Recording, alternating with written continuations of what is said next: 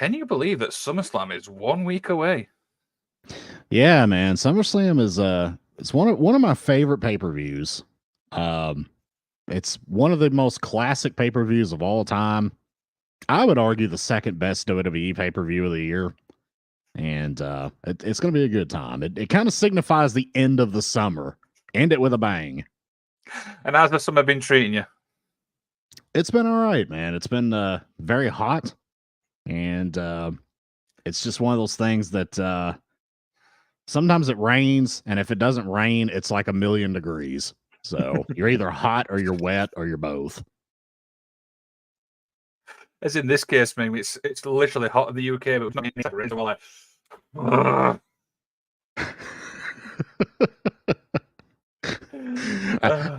It kind of broke up a little bit, except for the part. So I'm not sure the context of that, but I meant to say that we're not getting any rain in the UK. Got a bit of a drought over there right now. I guess so. Do you know what? Let's just roll the intro, shall we?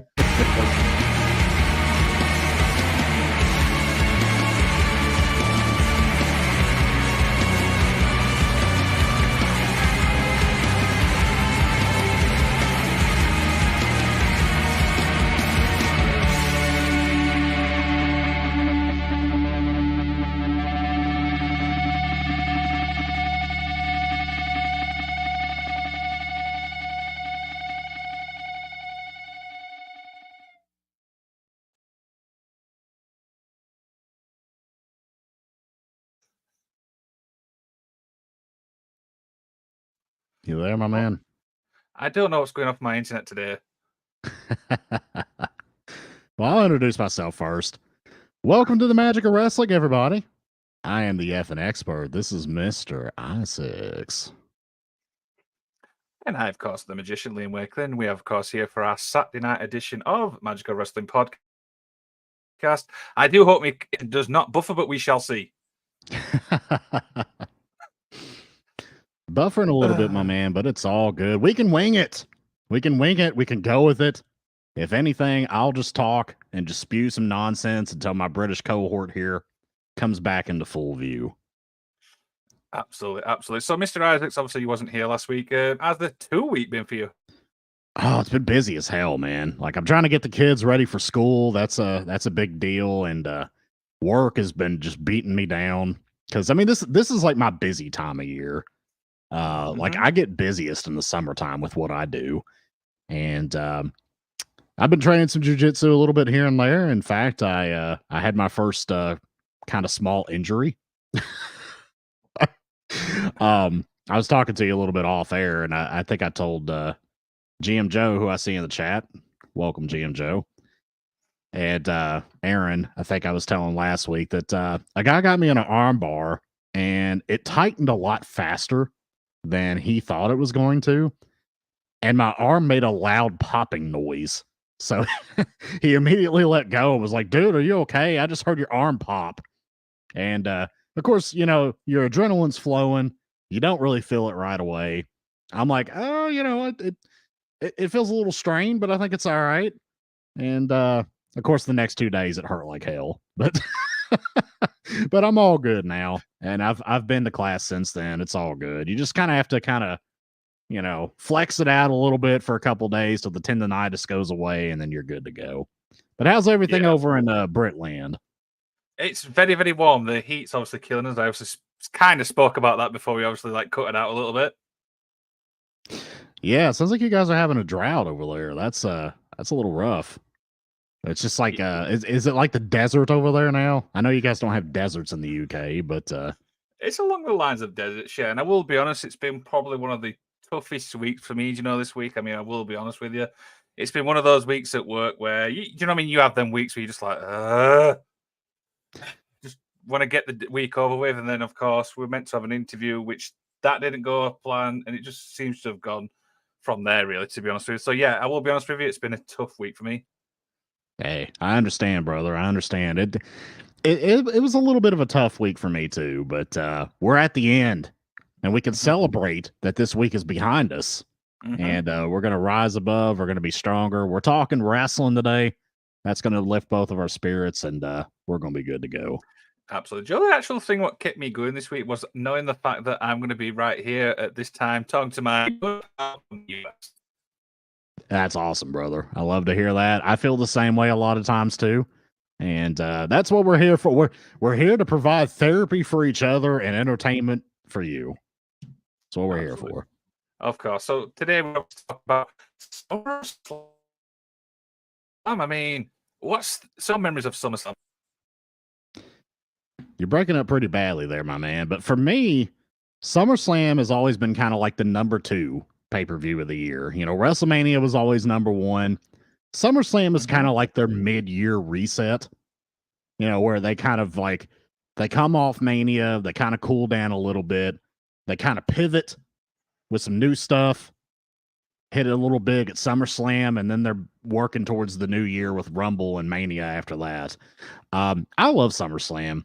Like, there's been a lot of very good moments. Some of the best WWE moments in history have come from SummerSlam, and we're going to talk about some of those today. Absolutely. I don't know if you can still hear me. I mean, I don't know if my connection's going off or what. I can hear you right now. Yeah. Right. So what I'm going to do is I'm going to bring Haney in. I was obviously backstage, but I can have a little play around with my internet connection. Sure. Here we go. Haney, you all right, pal? How you doing? What's up, Right, Haney? I'm just going to obviously dash out, try and get this internet connection shot. So you guys We've talk about SummerSlam. I'll try not to be long. Yeah, sure, definitely. Oh, Haney, what is your? Do you have like a favorite SummerSlam moment? Oh, I mean, there's Moment, match, whatever, anything. So like, it's weird. Like, as a kid, you know, what was it? I think 91 had two very significant. It was one was a match and one was a sort of. But was it moment? Obviously, but was it the Bret Hart, Mr. Perfect? You know. Yep. But it was obviously the wedding of. But was it Randy Savage and Miss Elizabeth as well? That was a sort of big moment. You know, and as a kid growing up watching it, like, they were my 2 favorite wrestlers, along with Roddy Piper. All 3 wrestlers. You know, I mean, Roddy Piper was my main one. You know, but outside that, he was involved as well, because I remember he was doing the encouragement of Randy Savage just before it. It was like, "Come on, brother, do it." You know, it's funny you mentioned that, because I was watching SummerSlam 91 this morning, actually, because you know, as we'll get to when Liam gets back here, Brett versus Mr. Perfect is one of the ones that I had on my list, because I absolutely love that match. But that was the SummerSlam. That was the they billed it as the match made in heaven and the match made in hell, right? It looks like we got Liam back. What's up, brother? Yeah. I've just reset it on my internet connection, so hopefully the connection is good. When you're live, obviously these type of things happen. I mean, I know, Mr. Isaacs, when you were obviously one of your relatives, that happened as well, if you remember. It did, yeah. There was an episode where I went to my parents' house, and I tried to take my Chromebook and one of my USB microphones and tried to get it to work, and like the audio just for some reason would not work, like, at all. And I ended up just dropping off the show. Yeah, so I've reset all my internet connection and stuff like that. I'm back. My internet looks good, but we'll see. Do you know what I mean? We wing this show. That's what we do, right? Yeah, while you were gone, Haney and I had a nice chat about SummerSlam 91, match made in heaven, match made in hell, and the Bret versus Perfect match, which is on my list. We'll talk about it in more detail later. Yes, absolutely. Of course, Haney. I mean, obviously, how are you doing, my friend? How's the week been for you? It's been good. I'm just back from seeing Deadpool versus Wolverine for the second time. So, how was that? Oh yeah, I don't want to spend too much time talking about it, because in case I slip out some spoilers. And if you've not seen it, definitely go see it. If you're a big fan of the comic books, it's definitely 100% fan service. Nice. There is some significant moments you will mark out for if you're a big fan of the Marvel sort of the Marvel universe. And what was it called? But yeah, the soundtrack just fits it perfectly as well. Great fun, great laughs. It goes past really quickly. But I'll definitely check it out, because you know, I've heard great things. I've seen some of my friends that I know IRL that have gone to see it on Facebook to be like, this movie's great. You got to go watch it. Yeah. yeah.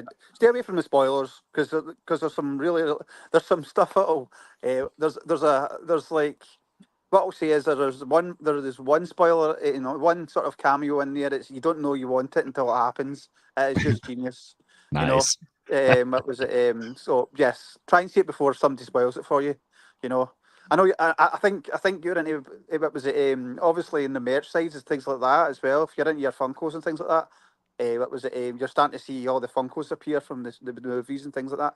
That'll spoil it because there's stuff there that what was it is not known. Yeah. GM Joe says you won't be disappointed by it. That seems to be the consensus opinion that I'm seeing from people. Yeah, One just thing I always remember about the Deadpool one was somebody released the test footage, and that's how the original movie came about. yes, it was Ryan Reynolds. Mm-hmm. He leaked it himself. Basically, he tried to talk. He tried to talk them into doing it. What was it called? Basically, the story is, well, it's not been confirmed, it's Ryan, but he's pretty much said it. It says without actually coming out and saying, yeah, it was me. It says he said that he provided the assist. That's what he says. But Okay. basically, he had read what was it? He had got a sort of help develop a sort of script and things like that, and Fox knocked it back. What was it? And then what was it? That sort of materialized online, and obviously intentionally try and get the community behind it. And then the Fox did the footage, and then they were humming and hawing about it, and then so eventually he leaked that, or we'll say third party, somebody leaked it, and obviously that led to what was it, Fox deciding, right, let's take a risk with this sort of movie, So. Yeah. So, Mr. Isaac, I've got a question for you: Marvel or DC? Marvel. 100%. Right to the point. Did it even think about it? It was like Marvel. No, I think Marvel's vastly superior than DC. DC's very top heavy. Mm-hmm. They've got the heavy hitters of Superman and Batman. Yeah. Mm-hmm. Both But other than that, as far as the extended universe goes, I think Marvel's superior. Yeah. But was it Batman and Superman are both narcissistical assholes? They're not out to save their. It's all about them. All about them. Dear, Mr. Isaac, did you watch last week's episode? We were hearing him doing Play That in Reverse. Dude, I never did get around to watching it. I'm gonna go back and watch it though. I was just so super slammed this week, I didn't have time to. But how'd you enjoy it, Haney? Did you enjoy it? I enjoyed it. I wasn't very good at some of them, right enough, but yeah, it's harder than it sounds. But it's definitely a lot of fun. Did Liam choose some obscure like NXT themes or something like he pulled on me? He pulled a few. What was it? How do you put it? He pulled two particular ones that were what was it? Should have been a lot more obvious, but he picked them because he knew they weren't. Shall I tell him for people listening? I picked Joe Hendry and he didn't get it. Oh man. I mean that's like the hot song that's like all over social media now. When we found it out and I listened to it the second time back, I got it. I was just at the start. It started off, and I that way you start listening to something and you were just convincing yourself it was something else, and I completely missed the solo because obviously. But there was sort of that. So yeah, it was all good. Yeah. Last time when I played it with Mr. Isaacs, I was a bit of an asshole because I put Retribution in reverse. Yeah, I was like, who the hell remembers Retribution's theme song? Like, come on. I don't even think they do. I'll be right back, guys. I just need to go do something. I got you pretty good though. When I did Danhausen's theme. Yeah, the other thing is, I mean, because I don't listen to the theme song from like some wrestlers, I'm like, oh shit. Well, here's the thing about the Danhausen theme. I now you're younger than me, so I guess that kind of factors into it. But to me, the Danhausen theme is like a clear ripoff of the Munsters theme, which I thought that everybody knew. But then I'm like, well, Liam's 10 years younger than me, so like maybe that's why he doesn't know it. But the thing is, it's such a simple concept, and it gets people going so much. Everyone has so much fun with it, and I mean, let's be honest. The only reason we do it is so we don't get copyrighted. Exactly. See, you got to change. It's the Vanilla Ice defense of ripping off Queen. You know, you change one note, and it's no longer copyright infringement. No, exactly. Yeah, I remember it last week. So it was 5 legends, obviously from like throughout the WWE. The other 3 were people I've met, and then the last 2 was kind of like related to Haney in some way, and he didn't get Joe into it, and I was so disappointed. That's hilarious. I wonder if I've still got them logged in here. 2 seconds. Actually, I've still got them logged in here. Play it. Let's hear it. Which one do you want to hear in reverse? Just play the Joe Hendry one. I want to hear what that sounds like in reverse. I hope I played the right one. I'll know straight away. Right, it's just loading it in. 2 seconds. Right, here's the Joe Hendry one in reverse.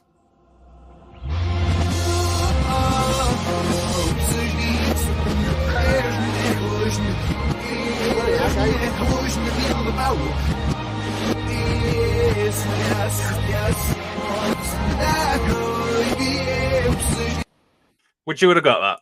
I would have got that straight away. Yeah. Because I mean, that to me, after hearing that song 10,000 times on TikTok, like that's very easy to point out the voice and the riff and everything. Yeah, I didn't get that. Us to do an episode of this one day. We're gonna do an episode of this and summon the devil, right? Because isn't that the big thing? You play music backwards and like you get devil messages and shit. Yeah, that's kind of scary because I played the Lance Archer one. Uh-oh. Let's not play the House of Black one backwards, guys. All right. No, we don't want to that's just screen. That's just a Spice Girls song played backwards. We got Tiffany in the house. What is up, sweetie? Hope you're doing all right. Should we get straight to main event? Otherwise, we've just been rambling on for a good hour. Let's do it. We're 20 minutes in. We might as well. Here we go. Main event time.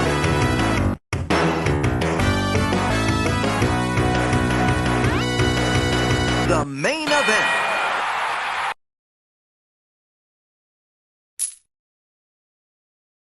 There it is. It's still there. You got your one fuck to give? Do you know the funny thing is when I'm setting the show up, I'm like, where's my coin? Where's my coin? I gotta find me fuck, or else Mr. Isaacs will be disappointed. Dear. Yeah. So Mr. Isaacs, this is obviously a concept you obviously proposed the idea for, and then we kind of like bounced off each other. So do you want to give people insight what we're obviously doing today? Yeah. So SummerSlam's next weekend, and Liam and I we're trying. It's about the middle of the week here. We were trying to come up with a concept for the show, and I'm like, hell, SummerSlam's coming up. Let's just use that. Let's come up with something about SummerSlam, and then that's when you kind of refine that idea and come up with, well, let's each pick 5 SummerSlam moments that we really liked, and we'll talk about them. So that's what we're doing. SummerSlam top moments. Absolutely. So we've got 5 each. So it's not in no particular order. It's based. Start with Mr. Isaacs, then me, and so on and so on. So Mr. Isaacs, take it away. All right.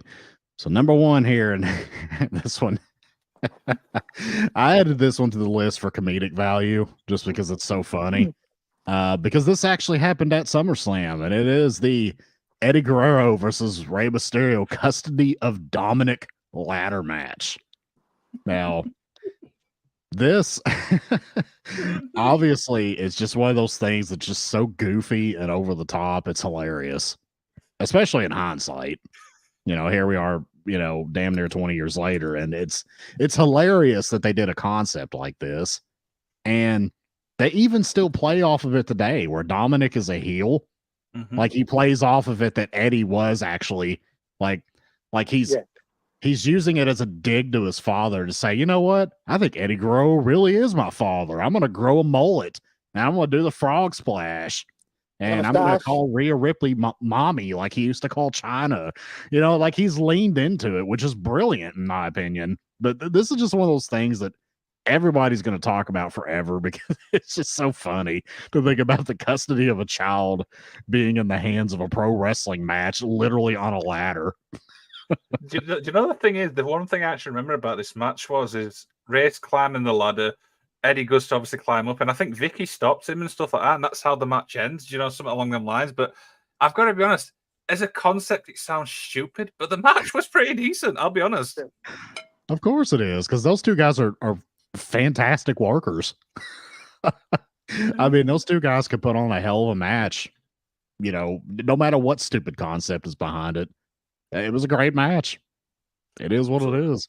Ain't it? Over to you. Am I picking one? Am I talking about this? No, you're talking about this one. All right. Okay. So yeah.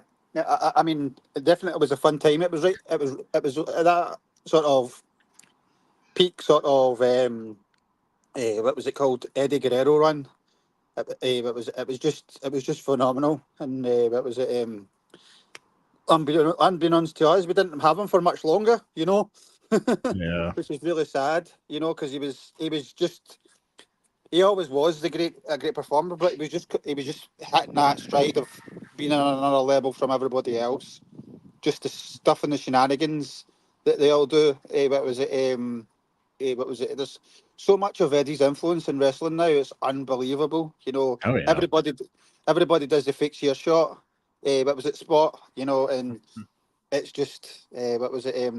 It was a great fun match to sort of look at. You know, and watch. And obviously, it was the two people involved loved each other to bits. You know, so. What was it? I'm sure Dom loved his Uncle Eddie as well. You know, so to be part of that story as a kid, what was it? Must have been amazing for Dom. You know, it must have been so exciting for him. You know, take away where he is just now. You know, what was it?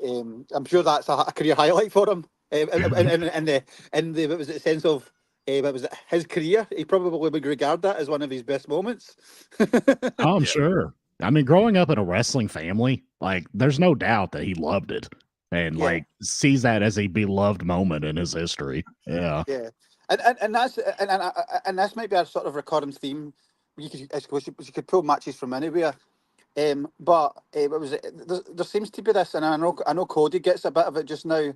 This whole nonsense with nepotism. You know, if you're good at it, then what was it? What does it matter if your family got you that? It's like you would give your kids any opportunity, you know, that you can. So, what was it? Anybody that's got anything against it, Cody's getting a lot of hate just now because he's tapping into the whole Dusty thing. You know, Yeah. I don't think he's trying to. I think it's just won't go away. You know, and he's just decided to sort of embrace it. And it's the same with Dom.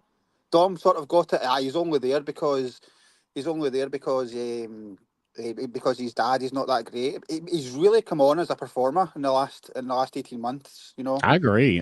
You know, people dump on Dominic, and I don't know why. Like, I think he's pretty solid in the ring. I think his character's developed really well. Like, I don't get it. I don't get why people act like he sucks so bad. I don't know. You I shouldn't compare him to his father. I mean, his father's something special. You Yeah, know, his father's an all-time great. So I mean, you really can't compare the two. I mean, plus he looks like he's twice the size of Ray. So yes, exactly. you can't really compare the two. Yeah. The thing is, obviously, with Dom as well, I mean, I still see comments going, we should have a custody of Dominic with Rhea versus Liv. I'm like, what? Really? But yeah, like, Dominic is just so much different than Ray. But I love, like I said, I love the fact that he leans into the Eddie reference.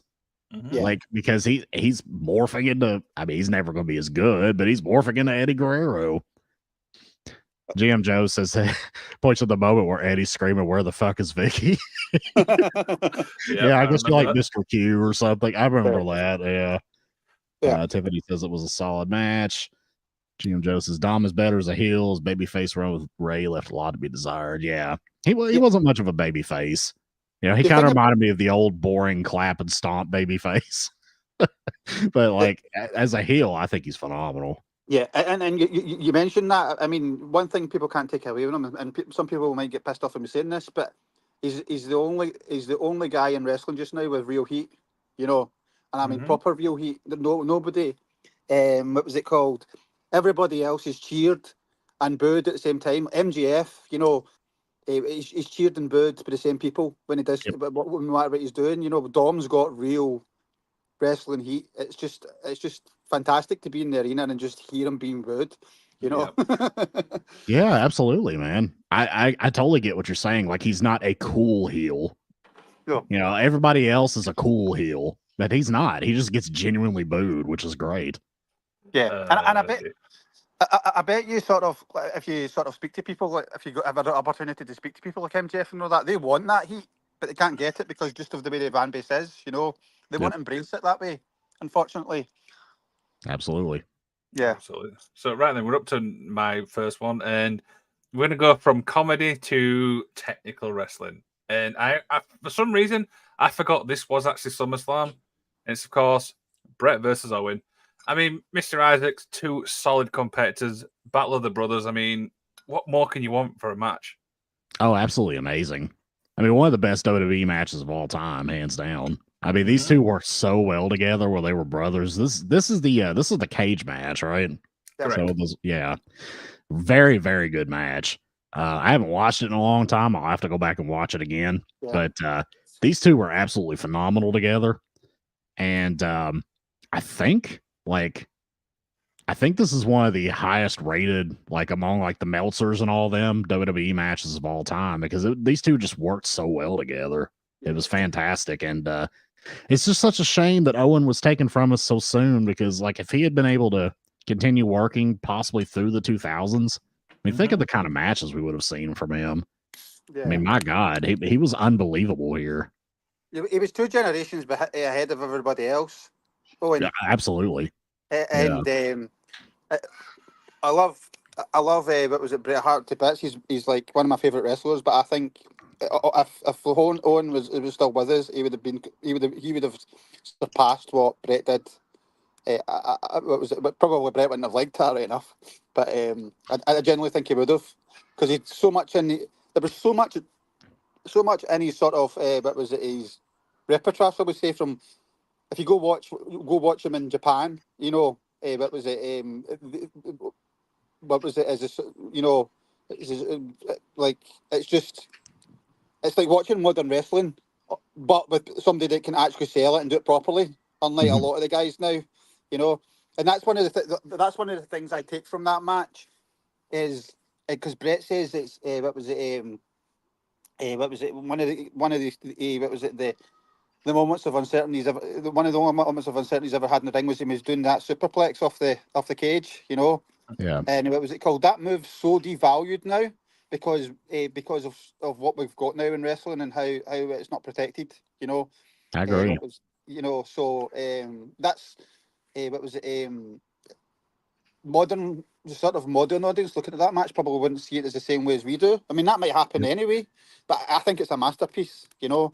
And that spot is just so undervalued and so underappreciated now because of all the shenanigans and nonsense that goes in a ring now. Yeah, that was in a cage match. Just, you know, I found a clip and I sent it to Aaron, you know, because I know he's a big Hearts fan. It was a clip from Mexico of Owen Hart, and it was around the time that he was part of like the new foundation, I guess, in WWE because he had those kind of baggy pants on. But he was in Mexico working a match with Ultimo Dragon, and it was just like highlights of the match. Absolutely fluid and brilliant. Yeah. I mean, it was amazing. And I think people either don't know or forget that, you know, he was the first IWGP junior heavyweight champion. Yeah. Like, he really kind of innovated this style. Like, he's one of the guys who innovated this style. And I mean, he's just very underrated as a worker. It's just a shame. It's just a shame New Japan don't. There's some of it on. What was it? New Japan World. You can get. Yeah. Mexican stuff's a bit harder to come by, you know, in its full. Was it in its fullness, you know. Yeah. And obviously there's bits and pieces out there as Stampede. For me, Owen. What was it? Just seems like the ultimate sort of guy you would want in any promotion.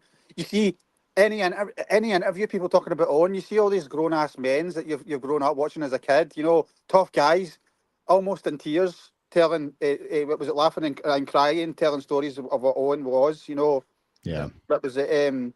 You can tell he's sorely missed. You know, as well. You know, but it's just a phenomenal match. The one story I always remember is what Chris Jericho said, where he said he was watching two wrestlers, and Owen was like in a match, like in a mask, and he didn't know he was obviously in a mask, and then he saw some like moves, and he went, "That's Owen out," and I'm like, that just goes to show how well known he is as a wrestler. Yeah. Yeah. Yeah. That. Yeah. Like Yeah. when he hit that Inseguri kick, like Yeah. nobody did that at the time. No. But when he did that, like I love that. I always thought that was so fluid and looked so good. Nobody can hit it like Owen ever. Mm-mm. You No, know. I agree. Yeah. The He's the king of the Inseguri kick Yeah. for sure. Yeah, the only flaw he ever had in his sort of moveset was his punches looked a bit iffy. But Yeah. Austin was the same. Austin's punches were terrible, you know. But what was it called? You never. What was it with Owen? You wonder if he was doing that intentionally, you know. I always liked how Brett threw like the punches from the side. Yeah. Yeah, he always did kind of a side motion with his punches. I always liked that. Yeah. But was Brett was phenomenal as well. The two of them in the ring, and then obviously the match at WrestleMania as well. Just amazing. You know, I wish they could have had more. Yeah, Mr. Isaacs, correct me if I'm wrong. This opened SummerSlam, if I remember rightly, or was that WrestleMania? WrestleMania, I think that was. At WrestleMania, they opened. Yeah, I know there was one which they opened the show, and I couldn't remember which one it was. Yeah, it was the best match of the night, and they opened. Yeah, it's probably the worst WrestleMania.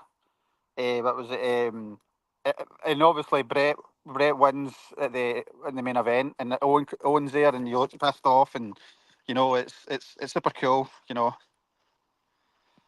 Yeah. Yep. Okay, Mr. Isaacs, back to you. Number 8.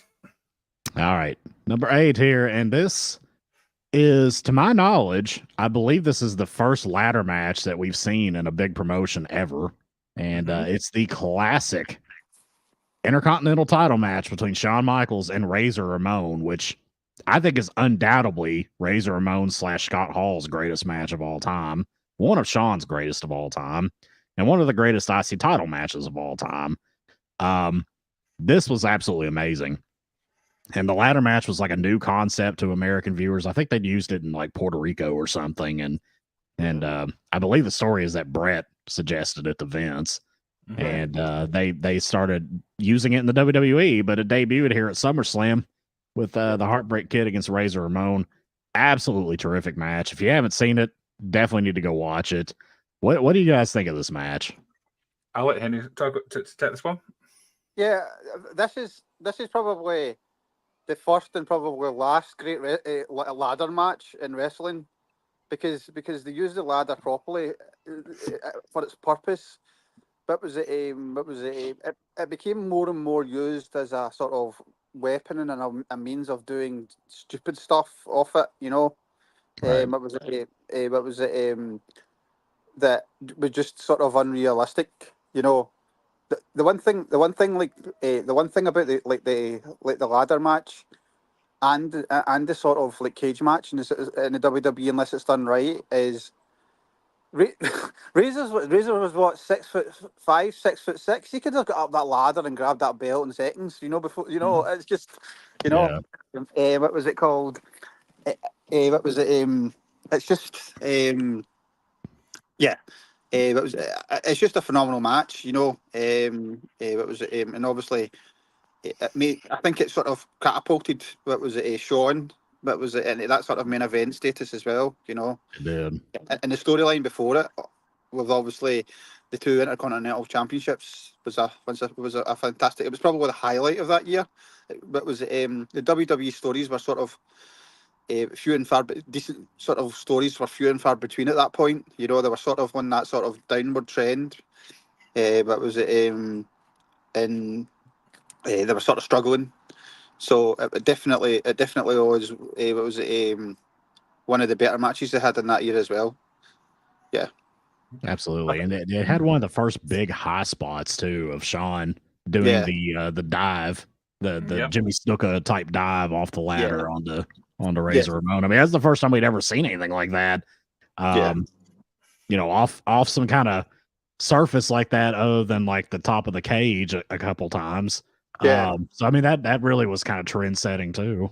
Yeah. Yeah, the thing is, we obviously would. I think Haney makes a valid point now. This obviously matches, like you said, they use the ladder properly. If you look at ladder matches now, the too comedy, the too goofy, and to be quite honest with you, I kind of check out a ladder matches because I feel like how they're perceived now, especially in WWE, AEW a little bit. It's like, not really, but with this one here, I mean, you said it there, your best, Mr. Isaac. They used it ladder properly, a proper decent match, and we never saw it until obviously this. Yep. Yeah. Anybody, anything to add on that? Nope. Ready to move on, my man. No, that was it. Yep. Okay, next up now. I didn't realize this. I mean, it's amazing everything that happens at SummerSlam, and it's of course the first ever TLC match. So, if I remember rightly, this is similar.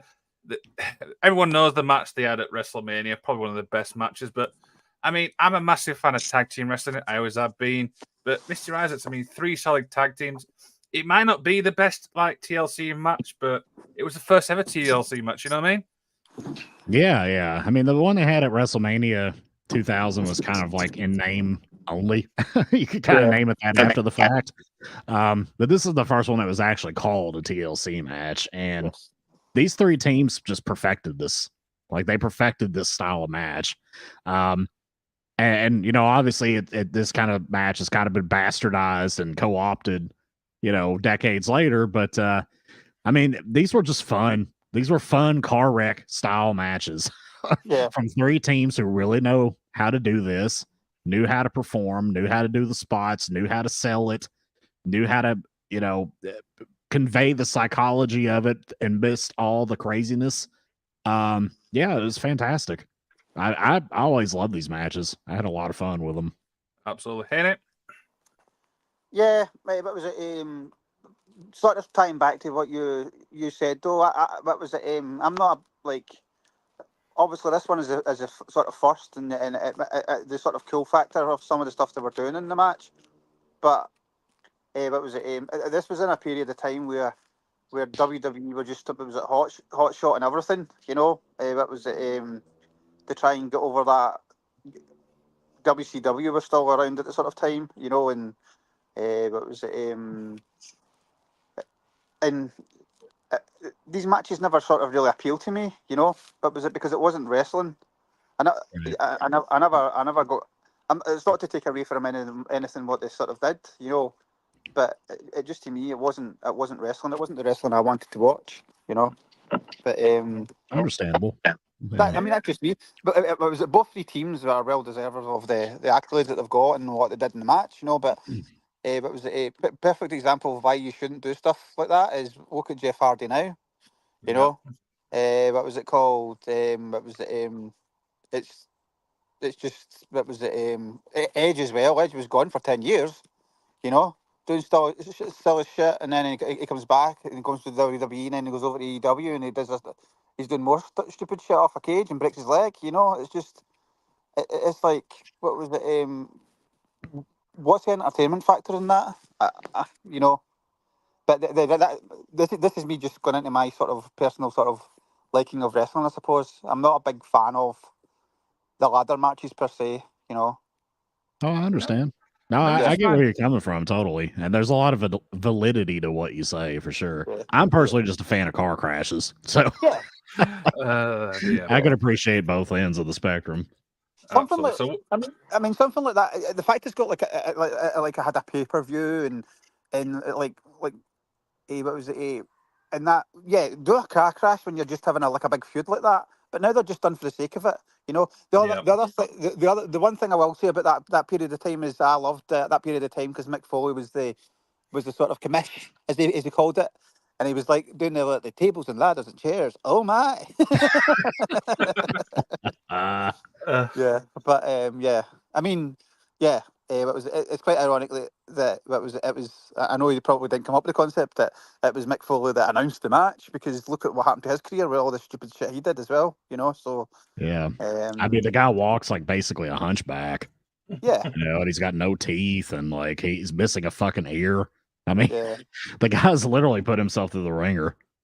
You know what? It's quite funny because, well, I suppose you do get these sadistic people like that. He's probably approached by fans as like, oh, I remember sort of like Hell in a Cell, what was it, and things like that. And it's like, it was one of the greatest moments that made me want to be a wrestling fan. And he's probably thinking, piss off, mate. You know, look at the state of me now. You know. As, Yeah. What? and as I keep on reminding people about that match as well, is what was it? The match was only like 2 minutes long because the bell hadn't rung when all that stuff was happening, so it wasn't a match. It was just a beating, basically. I know, It was a spectacle. Yeah, but one thing obviously I wanted to point out a little bit as well, Mr. Isaacs, is tag team wrestling at the time wasn't as big. Do you know what I mean? You obviously had the 3 big teams, so these guys really had to up the game a little bit. Is that fair? Yeah. Tag team wrestling had kind of died out around this time. But this match and this feud between these 3 teams kind of kept it alive, honestly. Because I mean, wrestling, like tag team wrestling in the Attitude Era and the Monday Night Wars, just about completely vanished. And these 3 teams really helped kind of keep it going.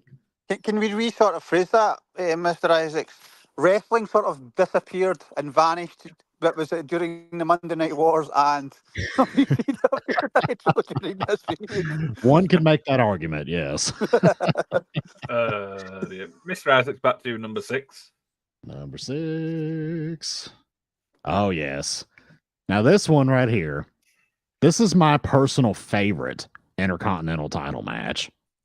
And to me, I think it's the best. I know people disagree with me on that, but we mentioned it earlier. Bret Hart versus Mr. Perfect, SummerSlam 1991. This was really Bret's coming out party as a singles wrestler. Yeah. An absolute clinic of a match. Mr. Perfect was brilliant in this match as the heel champion. Bret Hart as the come from behind babyface. I mean, this was a great technical professional wrestling match. I think it was damn near flawless, to be honest with you. I agree. It's my favorite Intercontinental title match of all time. So I had to put it on this list because when I think of SummerSlam, that match pops in my head. When I think of SummerSlam, period, I think of Mr. Perfect versus Bret Hart and Bret winning the IC title and his ascension to from being a tag team wrestler to being a single star in the WWE. It all kind of started here. So I had to put this one on the list. Any take it away? No, definitely. And but was it the run that Perfect was on at that time as well? You know, just phenomenal. What people don't seem to forget about as well. But was his Perfect's body was completely and utterly fucked by this point. You know, he was fighting a lot of injuries, and he basically carried this match. You know, for Bret. You know, he carried on. He knew back then, like.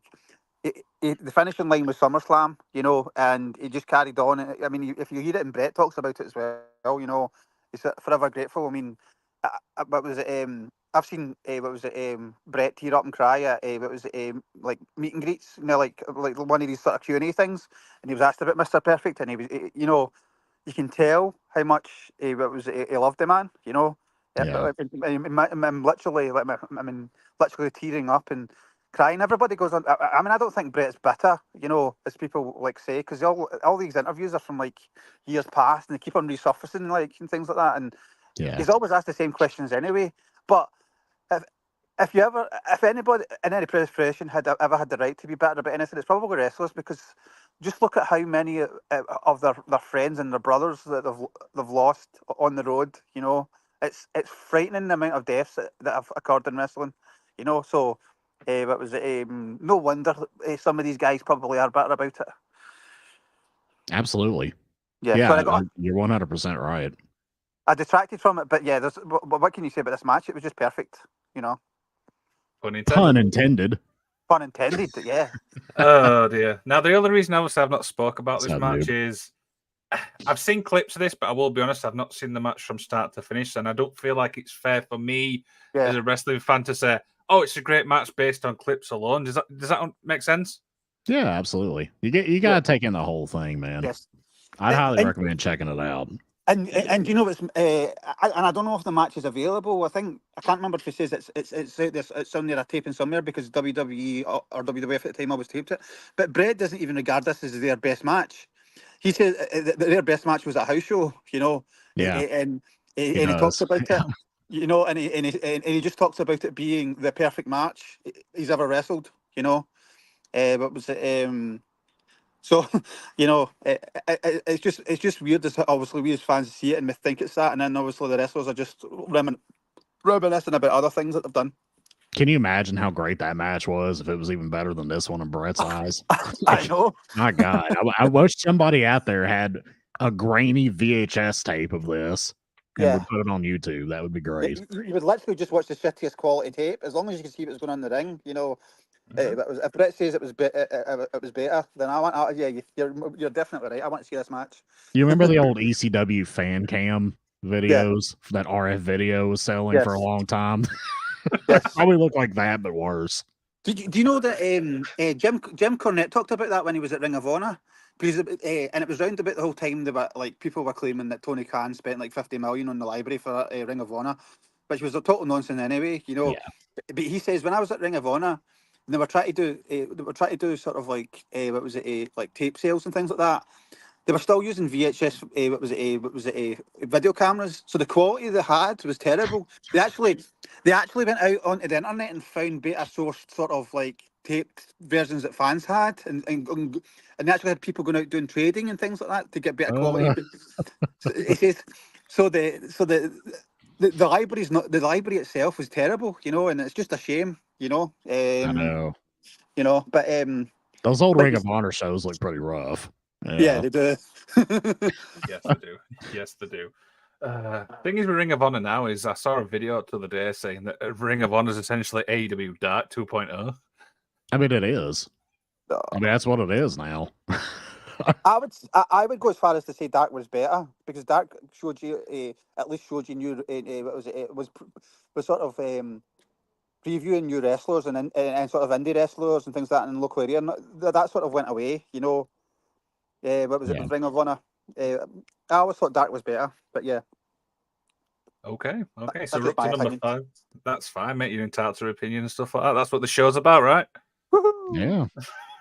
Right, we're up to number 5. I don't know why, but we're bringing the comedy spick a little bit back. Now, this was 2 years ago, and it was described as Brock Lesnar introduces Roman Reigns to farm equipment. I mean, I remember watching this, like, going, what the hell is he doing? I mean, Mr. Isaacs, it got everybody talking, let's be honest. I thought this was hilarious. Yeah. I mean, this is one of those ones where you kind of just, you turn off your like wrestling fan brain and it just kind of like, it tickles the lizard part of your brain, you know?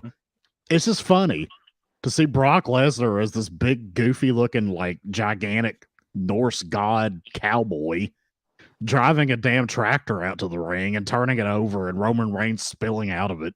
Yeah.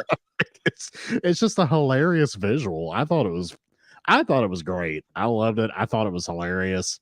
I'm sure all the WWE sucks AEW guys out there are probably like snarling and like, oh my god, this isn't 5-star, you know. But like, I just thought it was entertaining. It was funny to me.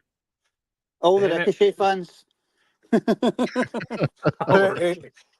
Who 6 months says, "Oh well, we've got Will Ospreay. Will Osprey's such a better wrestler than Ricochet." Now it's like, yeah, they're on the same page. They're such great. No, he didn't. They're two. I was watching rhythmic gymnastics earlier on at the Olympics. You know, they were selling better than what was it? A lot of these guys in AEW do. You know. Shout out to the Olympics. Yes, definitely. Yeah. Shout out to the Olympics. I saw a video like when Ricochet got released, and it's like 2 like gymnastics just doing flips about, and it says when Will Ospreay meets Ricochet. Did you see Jeff Cobb in the Olympic opening ceremony? Yeah. I did not. Yeah, like he was like carrying the flag for his country. It's interesting. Did you know that? Did you know that? Say his name and he appears. Do you mean the one you didn't get last week? You put it backwards, that's why. Crying out loud. Mr. Isaac's got it after what, 20 seconds? I could just told him. I didn't. I don't even know what number we're up to now. I'm lost. 17. Number 4, Mr. Isaac. Take it away. All right, number 4. This one, I thought this was a very interesting moment. And it's a moment that's still talked about a lot to this day. And it was the moment that Brock Lesnar just absolutely obliterated John Cena. Like, this one really took me by surprise, and I think it took everybody by surprise, and it was talked about for a long time after this. Brock Lesnar just came out in a match with Cena and just completely dominated him. This is where Suplex City became a thing, because he basically just German suplexed him into oblivion like a couple hundred times and easily dominated him and got the win. And I think this match was huge for putting Lesnar over as this monster. It built him up as this huge, unstoppable monster who would come back a couple times a year and just completely wreck shop and dominate everybody. And who's going to beat the monster? And I think this really did a lot to put over Brock Lesnar and really set up a lot of those later matches throughout the 2010s of Lesnar coming in and being the dominant force. So I had to add it to this list because I thought it was pretty big and pretty influential to what wrestling was doing that decade. Ain't it? Yeah, I mean, Cena's faced Lesnar quite a few times, you know. Now, so there was a bit of back and forth around it, and it was always good. And was it Paul Heyman told a story at an event in Glasgow. He's probably mentioned it in other places. Basically, 2 seconds. It basically, what was it? The match they had, he was about to do the program with Cena just after he beat Undertaker for the streak, and what was it called? And they were sort of talking about it, and he's talking about how savvy and intelligent Lesnar is to the sort of wrestling business, and basically says, but was it? He basically says to John, he says, if I don't beat you, if I don't squash you in this match, that me beating Undertaker means nothing, you know.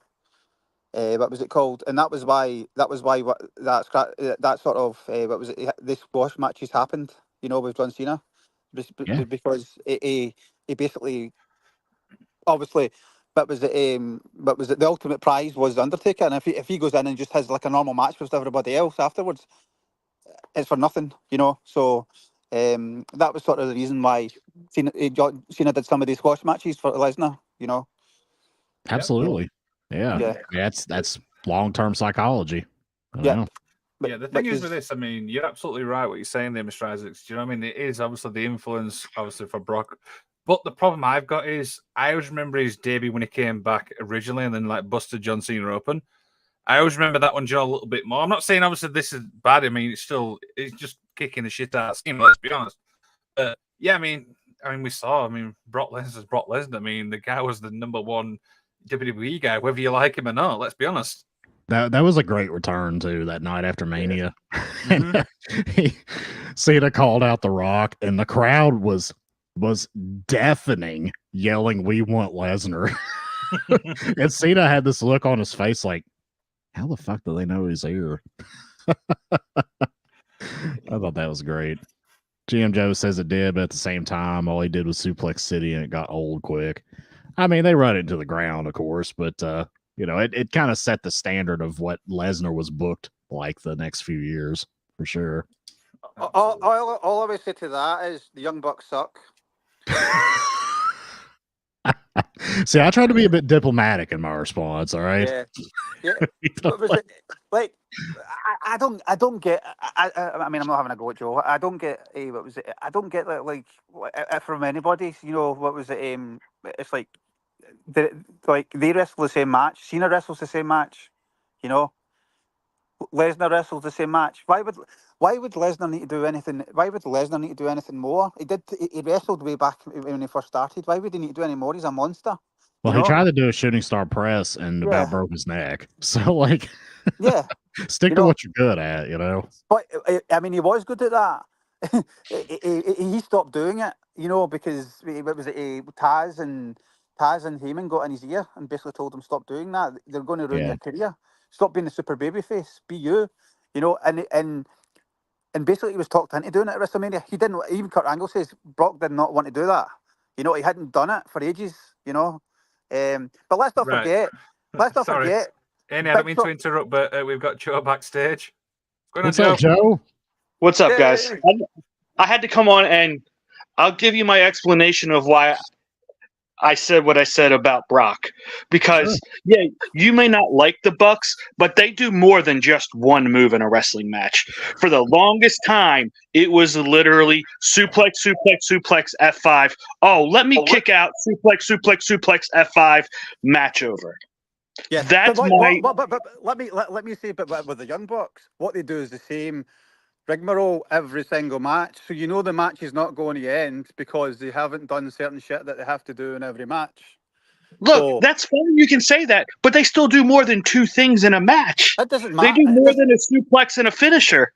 It doesn't matter. What they do is shite. So it doesn't matter. That's fine. You can say that. I think a lot of what you like is shit. It is what it is. Yes. I mean, I mean that's that's fair. That's what it is. But I mean, you know, what was it? At the end of the day, the argument is a bit flawed then because it's the same argument. You know, what was it? So we just have to agree to disagree. Yeah. And then when you leave, I'll just say, but the Young Bucks suck. Dude. But yeah. Joe, I think Joe, Liam and I should just take a lunch break right now and just like we'll be these back two after this. bicker. Guys. We're back at work. I told Aaron last week. Well, I told him on Dynamite After Dark the other night that I wanted to do a debate show at some point where I'm the moderator. I choose the topics, and then I'll put like EVP Joe against Haney, and we're gonna have just this like explosive argument for like probably 3 hours, and it'd be a hell of a good time, I'm sure. It can't be 3 hours. My wife would kill me if I was on for 3 hours. Yeah. I mean, yeah, 3 hours is quite long. I mean, what was it? I mean, you know, that's like watching a 10 minutes Young Bucks match. You know, it'd be horrendous. And we would have the same, you know, like I'd have the rules like the presidential debate. Like I'm going to cut the microphone of the guy who's not talking. And where do I come in on this? Am I just watching? Yeah, it would be fun. Yeah, this would be like a special Eye on Wrestling debate. Yes, Liam, you but can come to if you want. I also would have the benefit after like an hour and a half to start calling it was EVP as Sleepy Joe. Dear. Joe, as you do you want to stick around and for the rest of the show? Yeah, sure, why not? Right, yeah, I want to find out what 2 matches you said that we needed to talk about. Well, if you don't bring them up, I will absolutely say something. Okay. Now, okay. I saw your comment when I actually posted this, and I think you know exactly what match. I mean, I have to put this match on this list. Of course, I'm talking about even when you get SummerSlam. the Hitman versus Bulldog 92. Joe, I'll let you start off with this. I mean, yeah, it's a great match. It's just been talked to death on this channel is all. It's probably what 1A, 1B of matches when you talk about Bret Hart. So I mean, it's a great, and it makes it even that much better when you know that freaking Bulldog was stoned off his ass and Bret was still able to do what he did. Yeah, he was like stoned off of cocaine, wasn't he? In the middle of Yeah. the match. Yep. It disappeared. I mean, everybody talks about this match is like what was it? It disappeared relatively quickly after this Bulldog because basically 2 months. Basically because of all the shit that he was doing. You know, I mean, he almost didn't deserve that torch to be handed over to him. You know, because he pissed it up against the wall. You know. Yeah, and what actually is more annoying as well is it was actually in Wembley as well. Obviously, the UK guy. Do you know what I mean? It's the whole. If you learn the backstory about this, it's really sad. But the match itself, I thought it was pretty decent. Mr. Isaacs, what do you think? Yeah, I mean, it was a great match. I mean, it's Bulldog's best match for sure. This is one. I mean, this was the first. This was, let's just say, this was the biggest pro wrestling match in UK history. Period. I mean, there was nothing bigger than this. It was in Wembley. I have to I have to debate that. What was it? I would probably say that is probably Grado versus Drew. Please continue. Grado. I forgot about the greatness of Grado. I completely take back my comment. All right. I love Grado. Really love him. Grado is the best. What was it? No way was this match bigger than that. That was a huge night for British wrestling. What was it? So yeah. But anyways, yeah, this was the biggest match in British wrestling history. And then of course we've got Big Daddy and Giant Haystacks, who's probably bigger as well. Giant Haystacks. I mean, literally bigger. Giant Haystacks had some big matches in British wrestling, you know, and we can't forget about old Billy Robinson, and you know, but there was some greats. It's funny when you actually speak to like wrestling fans from like years, like I'm talking like a lot older than Mr. Eyes. I'm not saying your age, by the way, but the one they always say is Giant Haystacks. I'm like, okay, Giant Haystacks is. Yeah, Giant Haystacks. I mean, if you look at him, he looks like I guess he was like the British version of Hillbilly Jim. That's exactly what he was. No, I mean the one thing. I mean, Hillbilly Jim was built proper. Like his like bulk was like proper muscle. You know. Yeah. It was Hillbilly Jim was in much better shape. For sure. That's but anyways, getting back on topic with this match. This was a great match. I guess as far as prestige goes, you probably have to call this the biggest Intercontinental title match of all time. Although I don't think it's the best. I think the one I mentioned previous was the best. But yeah, I mean, what can you say about it? It's a monumental match, biggest match in UK wrestling history, the best British Bulldog match of all time, and a match everybody's going to remember. Absolutely. That's an interesting take on it though, because is it the biggest? It'd be interesting. It would be interesting to get a poll from what was it, like our American friends compared to the Canadian and the European fan base. You know, because that really that's what Brett's fan base was. But what was the I mean, not to degrade, because as I say, I was one of them.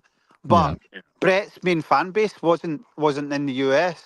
You know, what was it called? I mean, let's face it. What was it? Sean and Brett didn't do particularly well as a draw in the WWE during their time. You know, so at the top, what was it? What was the sort of Hogan left, and then it wasn't until like sort of Austin, what was it? Appeared that they got that sort of big draw again. You know. Yeah. It's hard to sort of judge. It would be interesting to see.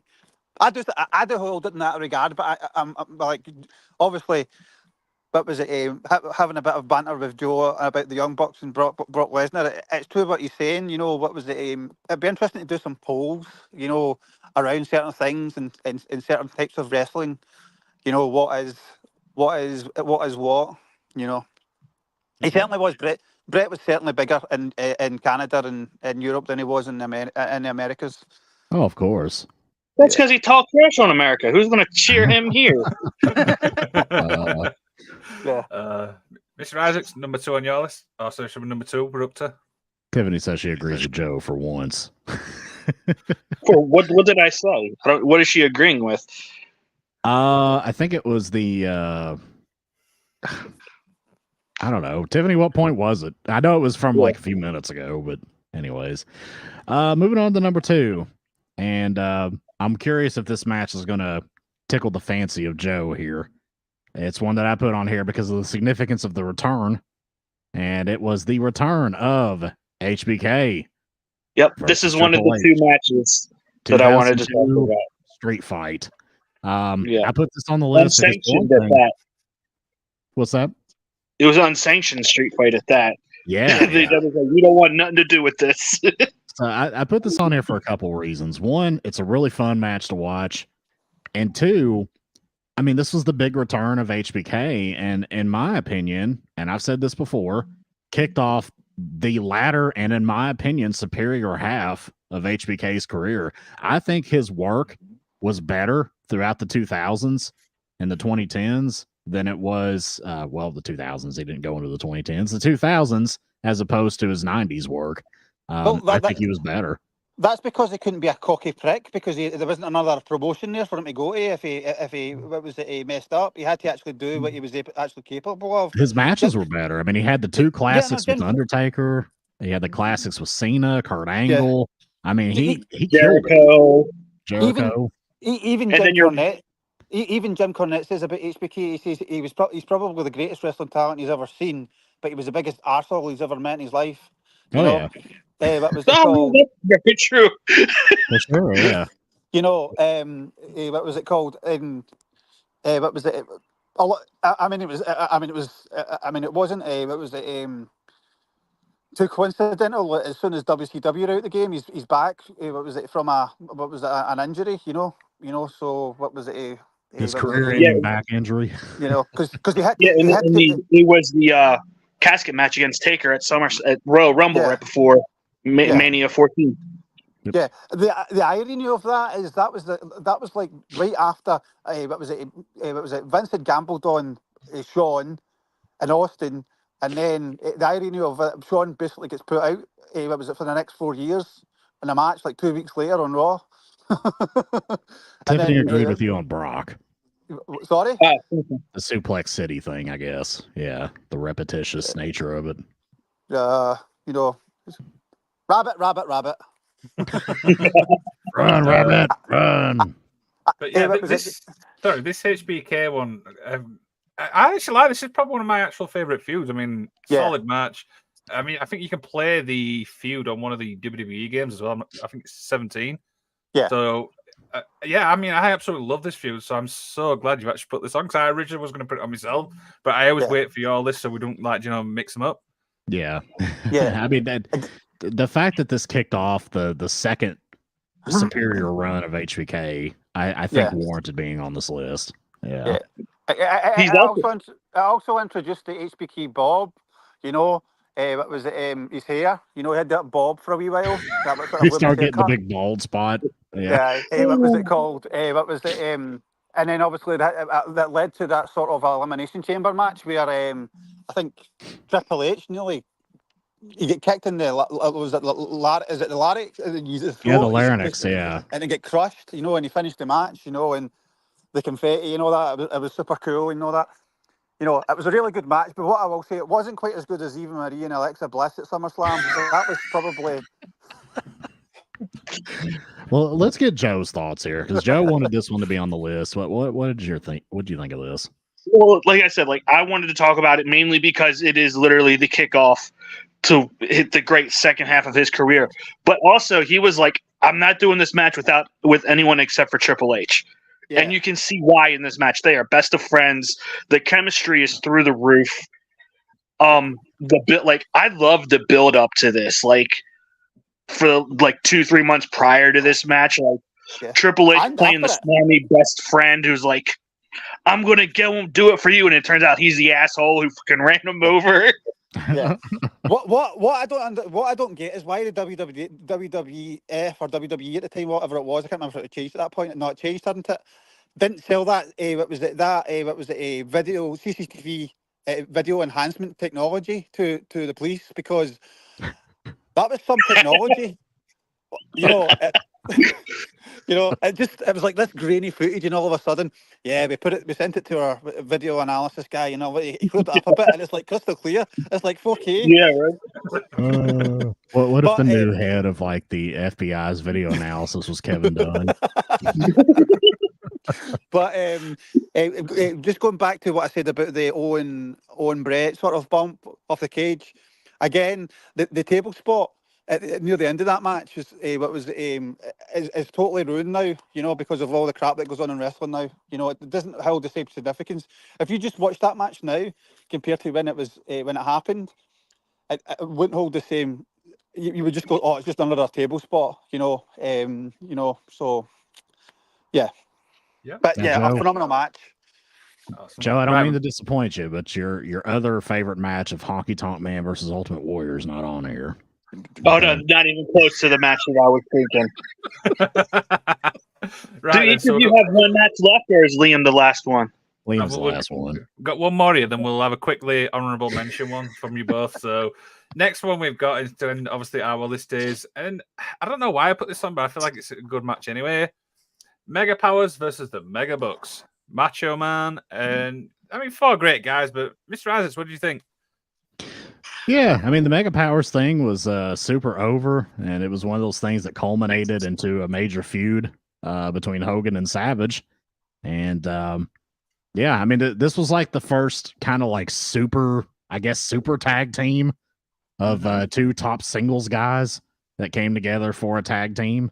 And I mean this was cool for what it was. It's not my favorite thing in the world, but I think it was instrumental to the feud between Hogan and Savage and the drama with Miss Elizabeth and everything like that. So, yeah, it's cool. I don't mind it being here.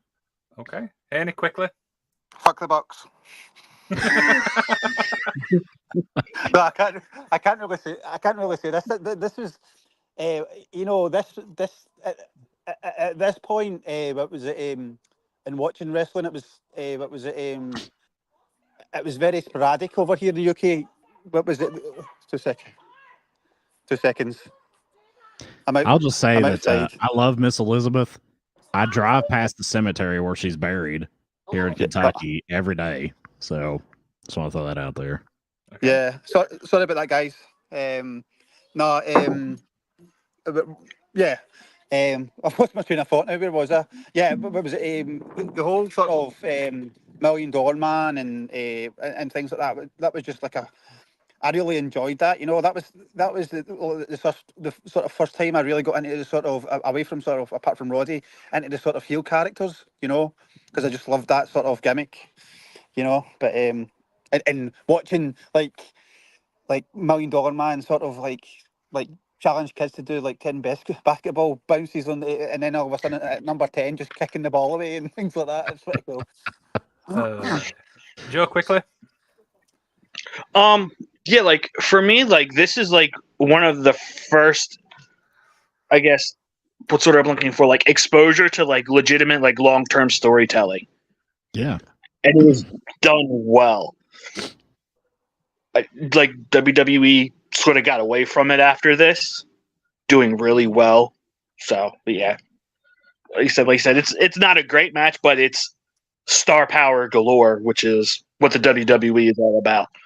But I mean, you only had I think there was in total was something like 3 Mega Power matches, and it was probably the two people involved, the 2 narcissist wrestlers.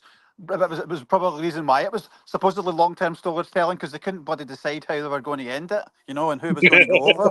All right, guys. Mega Powers versus the Young Bucks. How do you think that match would have gone? Mega Powers. I'm not even debating that. Mega Powers. Yeah. I just wanted to see what these two said. Yeah, probably the Mega Powers, because the match is going to happen to the WWF, and we all know Vince would listen to Hogan over everybody. So Yeah. Creative control, brother. To be fair, Savage and Hogan have probably had bigger turds than they two in the ring. So what was it? So yeah, it would. So it was. Yeah, definitely Mega Powers. Yeah, absolutely. So Joe, one of your own, which is we've not spoke about. The one match I want to talk about, other than Shawn Michaels and Triple H, is Rey Mysterio and Kurt Angle.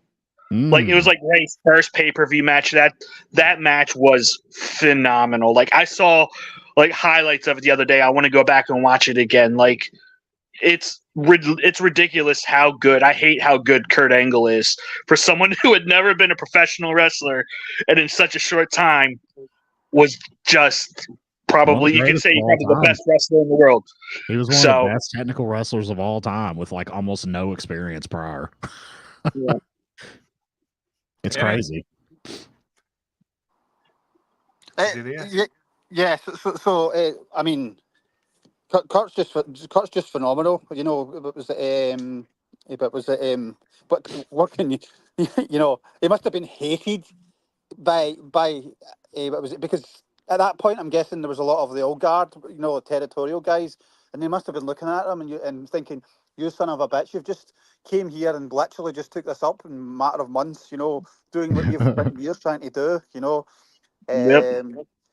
What was it? It's just, what was it? Yeah. Just I mean, insane.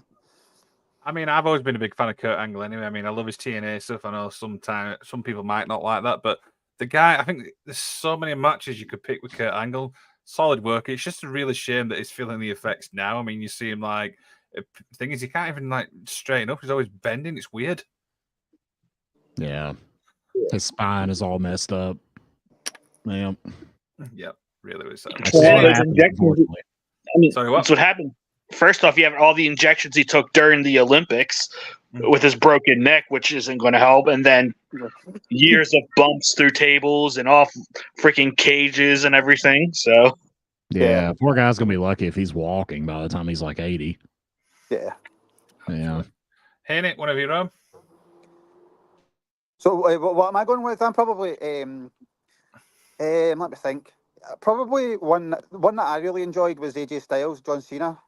Oh yeah. Because obviously That was great. Yeah. a big TNA fan. But was it thought I'd never see Styles in the WWE?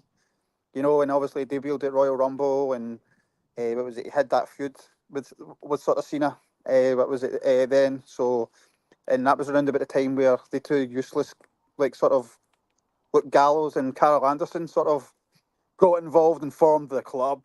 beat up John Cena. But yeah, what was it? They had some. I mean, that whole feud in general had some amazing matches, you know. Yeah, definitely. What was it? One of my favorite SummerSlam matches. I've always thought that match was kind of underrated as well. I don't think people talk about as much as like the do, because it is a great match. I mean, the feud's great. Not a big fan of Carl Anderson and Luke Gallows. That's just my personal preference. But Mr. Isaacs, I mean, it is a great match. Let's be honest. Absolutely, it is. I mean, AJ Styles, when he first came into WWE, was absolutely killing it. And this match was an amazing match. I loved what AJ Styles brought to WWE when he came in. He's almost kind of like HBK Light. Like, I don't think he's as good as HBK, but he's the closest thing we had to it, especially during this time. And yeah, great match. Quick, speaking of that, you remember a few years ago where there was a rumor that HBK would come out of retirement to face AJ Styles? Yeah. You know who started that rumor? Who? AJ Styles. AJ Styles. He admitted to it on like a network special. He was like, "That rumor, that was me because I wanted it to happen." It would have been great. It would have been great. Yeah. For sure. Yeah. But speaking of AJ Styles moments, I will never forgive Kevin Dunn for blowing his entrance at the Royal Rumble and choosing to focus on Roman Reigns instead of giving us the big reveal. I will never forgive Kevin Dunn for that. I don't know if you heard AJ Styles talk about this, but he was absolutely certain that he would come out to crickets and nobody would know who he was. Yeah. He said that was his biggest fear. Yeah. The interview was it that AJ did after that, I can sort of remember it, and he got quite emotional about it as well. It's interesting as well because people blame Vince a lot for like stuff like that. Going on, what was it? If you actually watch a lot of like, thankfully the WWE is so much more watchable now since Kevin Dunn left. I mean that in terms of the camera work and the sort of the strobe cameras. I mean, you thought you were going to have a fit every time you watched a match. Then I know. For a while there, you don't like crash zooms every 2 seconds? Sorry. You don't like crash zooms every 2 seconds? No, oh, jeez, man. I hated that. I hated the shaky cam. I was like, Yeah. oh, I think, honestly, you know what I think I hated most is I think I hated the camera bouncing up and down with the stomps. Yeah, that was just Like, yeah. It was cool when it started with the Shield, when they were doing the stuff with the Shield. But if you're going to do stuff like that with shaky cam, you don't have a crystal clear picture either. I mean, I'm about to sort of pay the Bucks a little bit of a compliment here. So, brace yourselves. What was the stuff someone on YouTube, get this clip cut ready. No. I'm ready. Right. What was it when they were doing the sort of the BTE stuff and So I going to bed. What the hell was that? I thought one of you just winded me up. What was it? What was it? Yes. So when when they were doing the BTS stuff and they had like Cutler, there was the cam stuff, you know. But was it that was why that show was so great on YouTube, you know, at the beginning, because it wasn't overproduced. It looked like what was it? They were catching all these angles and stuff like that looked really cool, you know. What was it? And what was it? If you were going to do something like that, that's what you should be doing in a wrestling product. You know, everything's about making sure everything's clean and perfect and what was it? Sharp and things like that. No, you know, the raw moments are what was it? Just add that little bit of significance, especially on a sort of social media environment, you know. But Kevin Dunn, God knows what was going through that man's head. I think he ruined more wrestlers than probably Vince did in terms of how he presented them. What was it? And I've sort of read that if he took a disliking to something about a wrestler, he wouldn't show them in a good light. You know, he intentionally showed them in a bad light. I don't know if that's true or not, but I can sort of what was it? Sort of agree with that sort of sentiment from people. You know, a lot of the time it wasn't Vince, it was Kevin Dunn, because he controlled the sort of production. You know. Oh, I'm sure. And just one more thing before we finish up. How much does AJ Styles' new song absolutely suck? What are they Oh thinking? God, I hate it. Why did they change it? Ugh. God bless. They give people good themes and then they change them. Like, I hate it. I mean, I would liked his TNA theme. I wish he could have carried that over because I felt like I'd got a right pop. Yeah, that was dope. Yeah. Yeah. That would have been interesting, but anyhow. Like right, I even liked AJ Styles' lone wolf gimmick in TNA is better than what he has now. Yeah, absolutely. I thought it was quite good as well. Yeah, I agree. Right then, guys, we're at 1:21. Let's obviously wind down. Is Collision After Dark later on, guys? Yes. Well, actually, it's after Battle of the Belts tonight. Yes. So it's going to be on, I guess, super late. 11. And Canada Dry has given me his word we will keep it to an hour. I was like, yeah, okay. Yeah, he told me that too, because I was like, bro, that's going to be kind of late. Yes. I wish they would put Battle of the Belts on before. I do It would make it so much easier. I don't know if I'm I might be half asleep during it, but you'll get some variation of me on the show.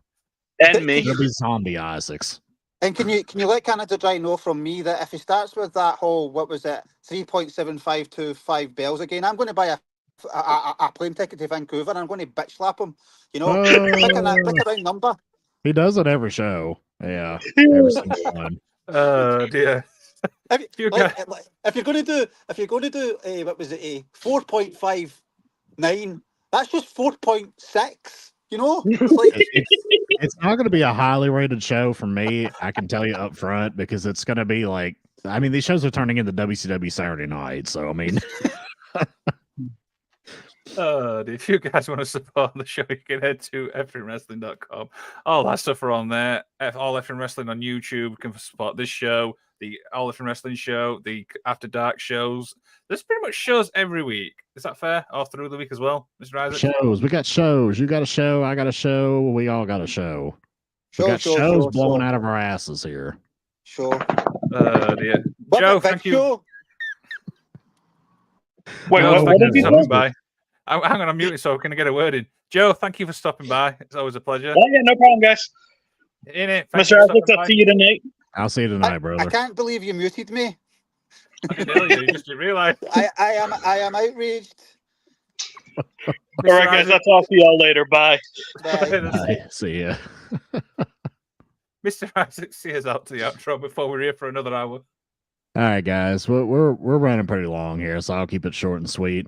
Hang in there. Like, we all believe in you. You got to believe in yourself. Find something you enjoy doing. Get past all the stress that's going on in your life. Put your fists in the air. Just remember to always keep fighting.